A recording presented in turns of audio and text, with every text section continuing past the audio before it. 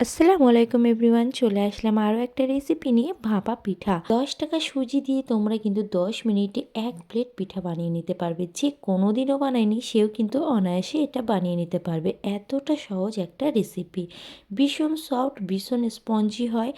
একবার দেখলেই কিন্তু তোমরা এটা বাড়িতে ট্রাই করলে একদম পারফেক্টভাবে হয়ে যাবে। একটা দুটোতে কিন্তু মন ভরবে না, এত মজাদার পিঠা। চলো রেসিপিটা দেখে নাও। এখানে প্রথমেই একটা মিক্সিং জার নিয়ে নিয়েছি, আর এই বাটিতে 1 বাটি সুজি নিয়েছি, মানে 10 টাকার একটা প্যাকেটে 1 বাটি ছিল।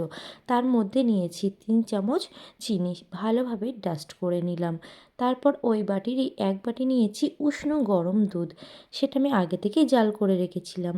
একটা বাটি কিংবা একটা কাপের মেজারমেন্টে নিলে খুব সুবিধা হয় কেক বা পিঠা যে কোনো রেসিপিতে। তারপর এটাকে ভালোভাবে মিশিয়ে আমি 10 মিনিটের জন্য রেস্টে রেখে দিলাম। ততক্ষণে চলো পুরটা রেডি করে নিই। এখানে একটা ফ্রাইং প্যানের মধ্যে আমি খেজুরের গুড় দিয়ে দিলাম। এটা পাটালি ছিল, অনেকটা মেল্ট হয়ে গেছে। এবার 1 বাটি নারকেল কোড়া নিয়েছিলাম, সেটাই এর মধ্যে অ্যাড করব। তোমরা চাইলে চিনি দিয়েও এটা বানাতে পারো, তবে যে কোনো পিঠায় গুড় ব্যবহার করলে ফ্লেভারটা খুব ভালো হয়। তারপর নারকেলটা দিয়ে খুব ভালোভাবে হাত চালিয়ে এটাকে মিশিয়ে নিতে হবে। কিছুটা জল নারকেল থেকেও ছাড়বে। তারপর এর মধ্যে আমি দিয়ে দিলাম স্বাদ মতো লবণ, আর কন্টিনিউয়াসলি এটা হাত চালিয়ে রেডি করে নিতে হবে। যখন জলটা পুরো শুকিয়ে আসবে, একটা চিটচিটে ভাব হবে, তখন কিন্তু এটা রেডি হয়ে গেছে। তখন এটা আমি সাইডে সরিয়ে রাখলাম। ঠিক ছোট ছোট এরকম বল বল করে সবগুলোকে আমি রেডি করে নেব, কারণ পরে যখন পুরটা ভরবো বারবার হাতে লেগে যাবার আর ভয় থাকবে না। এদিকে ব্যাটারটা কিন্তু 10-15 মিনিট পরে ফিরে এলাম। দেখতে পাচ্ছ কতটা ফুলে গেছে। এখানে বাড়তি কিন্তু কোনো জল বা দুধ আমরা ব্যবহার করব না। দিয়ে দিলাম 1 চামচ পরিমাণ বেকিং পাউডার আর 1/2 চামচ পরিমাণ বেকিং সোডা। উপর থেকে সামান্য জল দিলাম অ্যাক্টিভেট হওয়ার জন্য। তারপর খুব ভালোভাবে মিশিয়ে নিলাম। ব্যাটারটা কিন্তু আমাদের রেডি।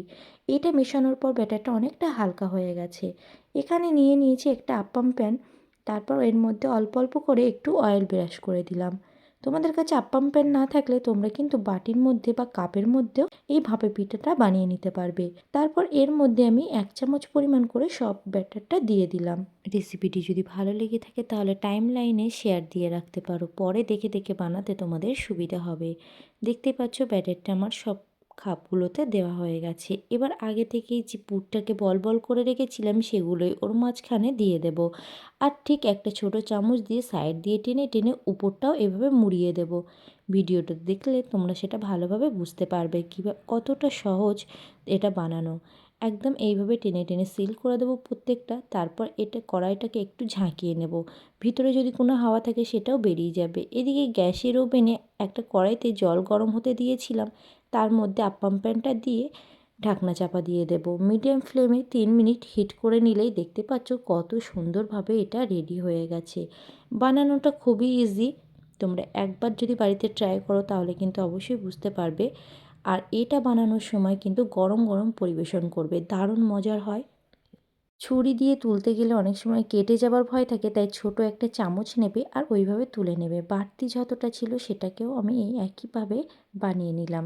দেখতেই পাচ্ছ কতটা সুন্দরভাবে ফুলে গেছে, আর একটুখানি হাত দিতেই সেটা ভালোভাবে উঠে আসছে। এই পিঠাটা এতটা মজাদার হয় যে কেউ কিন্তু অনায়াসে 8-10টা খেয়ে নিতে পারবে। বাড়িতে কতজন সদস্য আছে সেই বুঝে কিন্তু তোমরা এটা বানিও। এটা ভীষণ মজাদার একটা পিঠা। আমার রেসিপিটি যদি তোমাদের ভালো লেগে থাকে তাহলে অবশ্যই আমার চ্যানেলটিকে সাবস্ক্রাইব করে দিও। ফেসবুক পেজ থেকে দেখলে ফলো দিয়ে পাশে থেকো। বেশি বেশি করে শেয়ার করে দিও। দেখা হচ্ছে অন্য কোনো ভিডিওতে। আল্লাহ হাফেজ।